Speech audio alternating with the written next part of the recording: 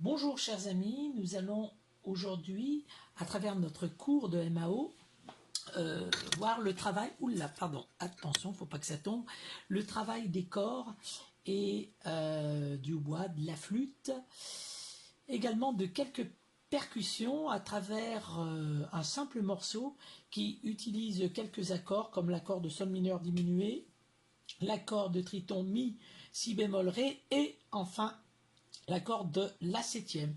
Alors, c'est introduit ici par les cordes que nous allons écouter. Donc, voici le thème principal.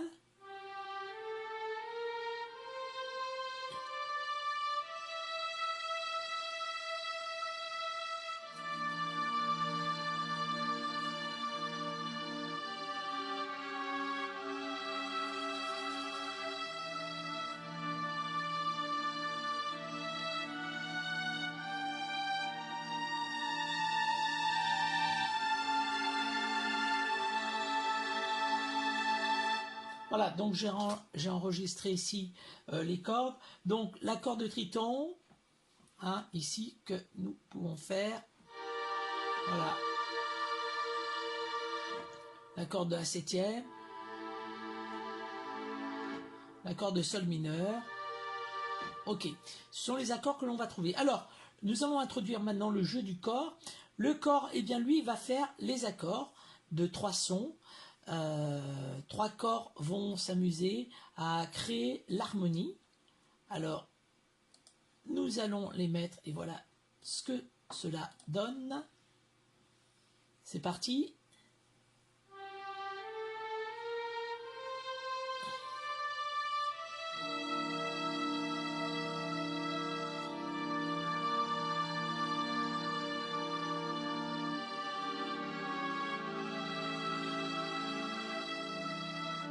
L'accord de triton, ici.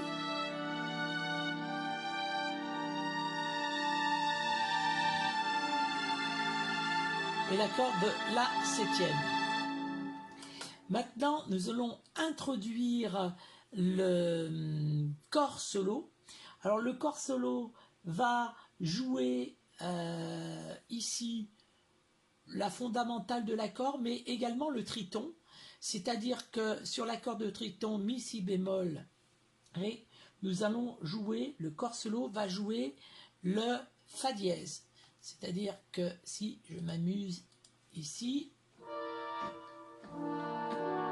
voilà le fa dièse.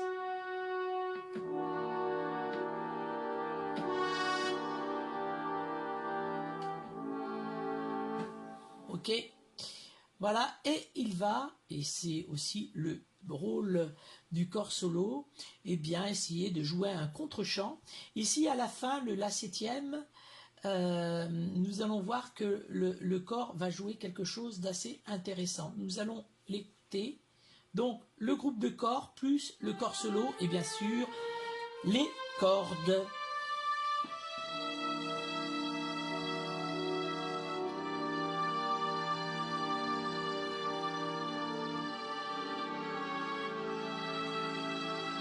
Le triton.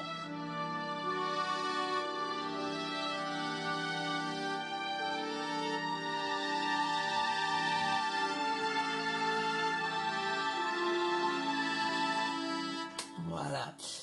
D'ailleurs, même, je pense qu'il aurait pu, le triton, au moment où il fait ça, au lieu de rester là-dessus, il aurait pu descendre. Bon, ce n'est pas grave, nous essayons d'arranger ça par la suite. Nous allons introduire ici le hautbois. Voilà, un joli petit hautbois qui, lui, va être utile pour faire les répliques. Donc, nous allons écouter maintenant l'ensemble avec le hautbois. Il va faire les répliques et les réponses, en fait, au thème principal. Alors, nous allons écouter. C'est parti.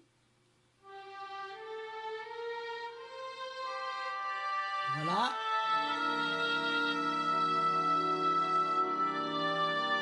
Donc là, il double le thème.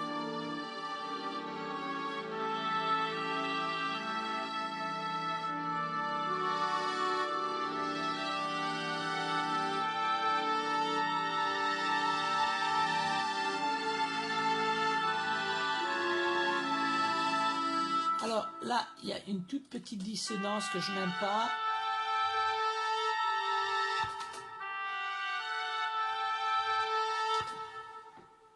Alors, nous allons corriger ça.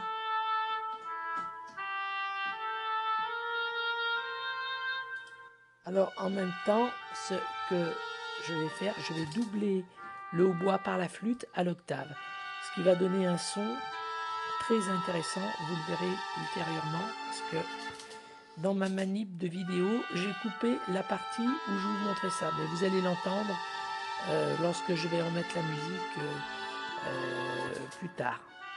Voilà, j'ai doublé le hautbois par la flûte à l'octave.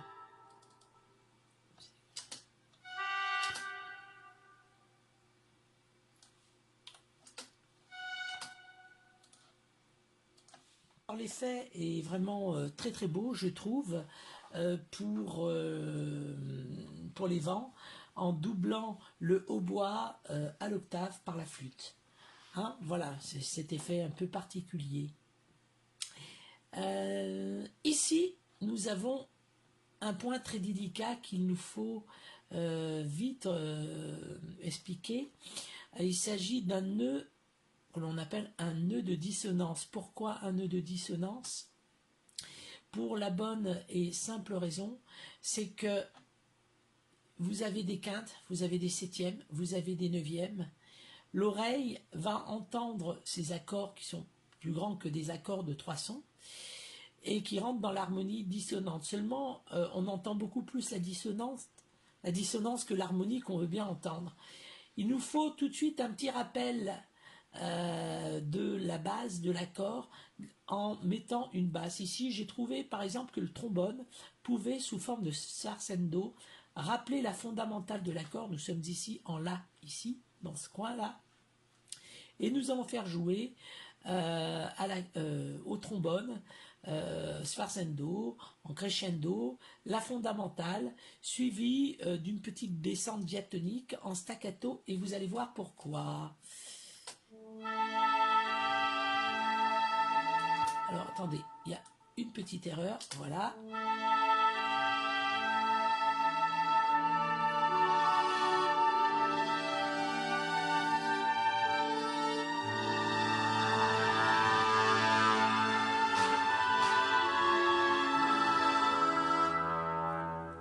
Voilà. Nous allons maintenant introduire les timbales qui, justement, vous allez voir,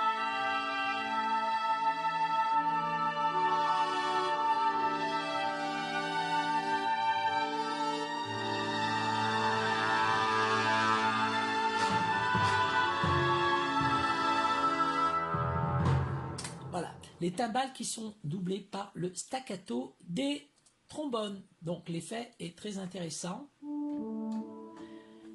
Le tuba, eh ben, le tuba va renforcer le tout en mettant tout simplement les fondamentales de chaque accord jouées par le tuba. Fondamental et également, lorsqu'il s'agit d'accords de sixte, bien sûr, le premier renversement de l'accord. Donc, l'harmonie est bien respectée. Alors, on va écouter d'abord le tuba. Voilà. Vous entendez aussi donc les flûtes qui doublent le hautbois à l'octave. Voilà l'effet que je voulais vous dire précédemment.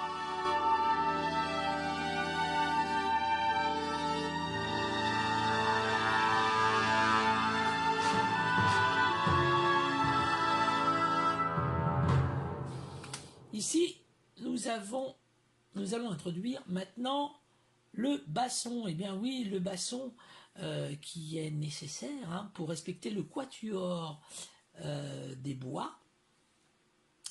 Le basson qui est ici va jouer la même chose que le tuba, mais à l'octave. Alors voilà ce que cela donne.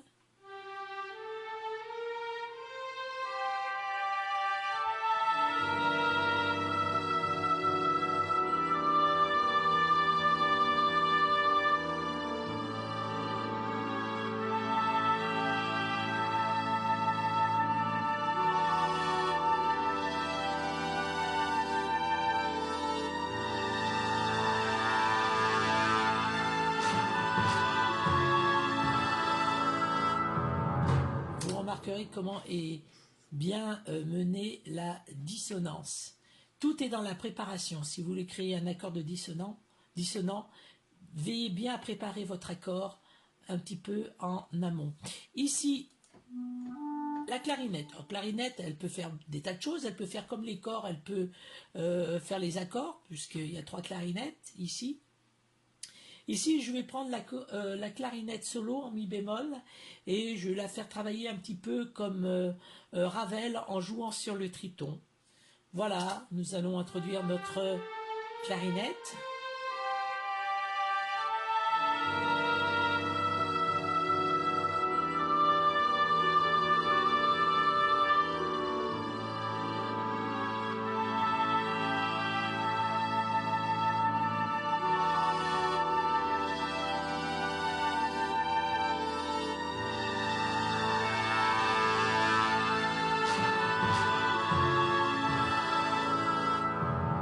Alors, il faudra bien veiller aux fausses relations de triton. Ici, vous avez quand même le fa dièse du corps solo. Attention que vous ne retrouvez pas ce fa dièse correspondant au triton, parce que vous avez 2 tritons en fait. Vous avez mi et si bémol, mais vous avez le fa dièse en réponse à un autre triton qui est do fa dièse. Le problème, c'est que si vous vous retrouvez avec un do ici, vous allez avoir une fausse relation du triton. Donc nous vérifierons ça tout à l'heure, mais je crois qu'il y a une fausse relation du triton ici, ce qui donne un effet un peu bof. Alors les trompettes, ici les trompettes vont avoir un rôle d'amplifier le travail des corps en terminaison de phrases. Alors nous allons écouter ce que ça donne.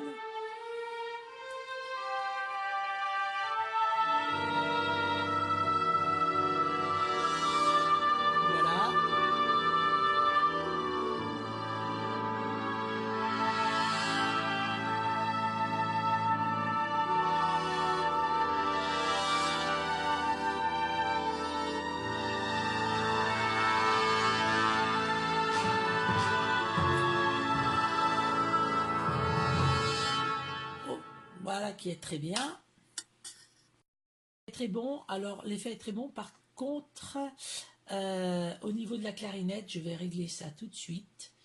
Il y a vraiment quelque chose qui me travaille. C'est la fausse relation du triton ici, qui est absolument effroyable.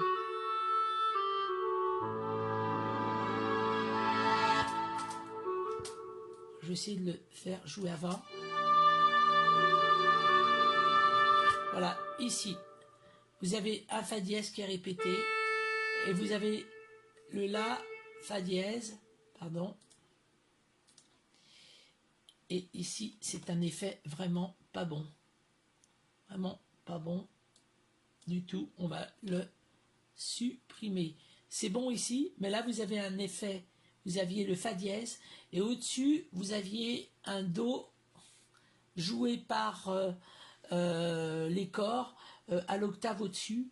Donc, ça donnait vraiment un effet vraiment pas bon.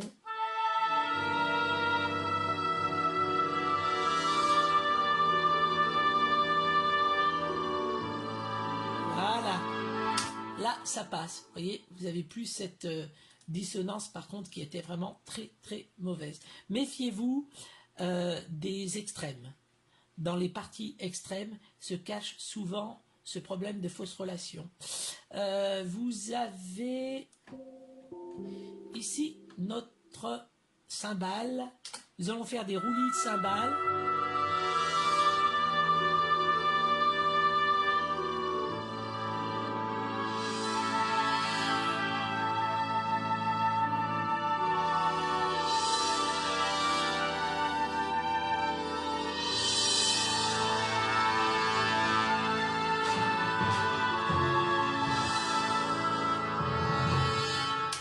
Impeccable, même 2 impeccables. Alors ici, nous avons la harpe. La harpe, elle, quant à elle, qui va enjoliver bien sûr les choses, qui va donné grâce à certains glissando, un petit peu de rêverie, de légèreté. Alors voilà ce que ça va donner avec la harpe.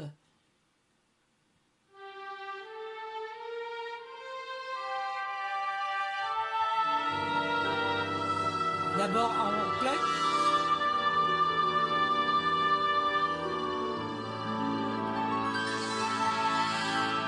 Les glissando.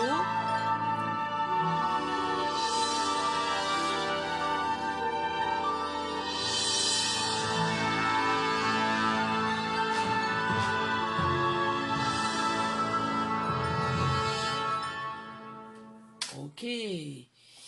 Bon, alors, chose qui est très importante, voici un instrument que on oublie de temps en temps, pourtant qui a vraiment toute sa place, parce que cet instrument va permettre de rendre un petit peu les choses plus cristallines, et également va renforcer le côté métallique de certains aigus. Et c'est très important dans un orchestre, parce que faut savoir que lorsque vous écrivez une partition orchestrale, non seulement bien sûr vous avez l'harmonie, vous avez l'orchestration à travailler, mais également l'acoustique. Et par exemple, déjà, il faut respecter le quatuor pour chaque famille d'instruments. Hein, pas oublier le basson pour les instruments avant, pas oublier la contrebasse, pas oublier également le tuba. C'est quand même le b.a.-ba, mais c'est surtout ne pas oublier l'acoustique. Et quelquefois, vous pouvez utiliser des petits subterfuges, par exemple avec la flûte traversière, dans certains staccato ou mouvements rapides, vous pouvez très bien utiliser soit un xylophone ou bien même le triangle. Le triangle. Et dans les tutti, par exemple, le triangle va renforcer ce côté métallique, mais également cristallin. Alors, vous allez comprendre ce que je veux dire. Voilà, écoutons. Voilà tout un jeu de lames déjà. Voilà le triangle.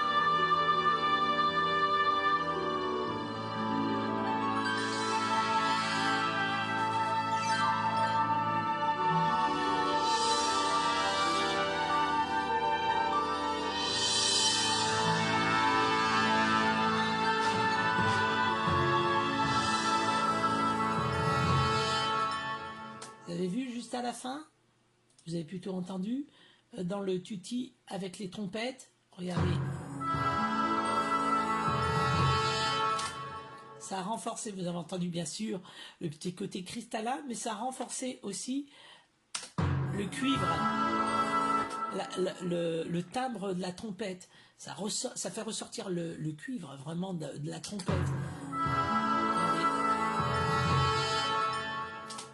Ça passe presque inaperçu, mais si je l'enlève, regardez, je vais l'enlever, hop, regardez la différence. Alors non, attendez, je me suis trompé, voilà.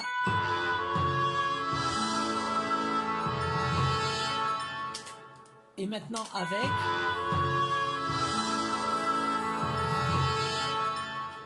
voilà la différence. Là, il faudra faire attention aussi au glissando de harpe, autant qu'elle fasse un glissando avec les accords qui vont bien, hein, parce que là, il manquait un petit dièse. Enfin, c'est pas grave. Dans la partition, ce que je recommande, c'est de faire attention aux extrêmes. Attention aux fausses relations du triton avec les parties intermédiaires. Dangerous, dangerous, forbidden. Et puis, je vous conseille d'exporter la partition et de la nettoyer avec Sibelius, ou même de réécrire certaines parties de votre partition avec Sibelius. Voilà, d'autant plus que là, on voit vraiment pas grand-chose. D'ailleurs, je ne sais même pas si on peut agrandir la partition. Ben non. Tiens, c'est bizarre, parce que normalement, on pouvait.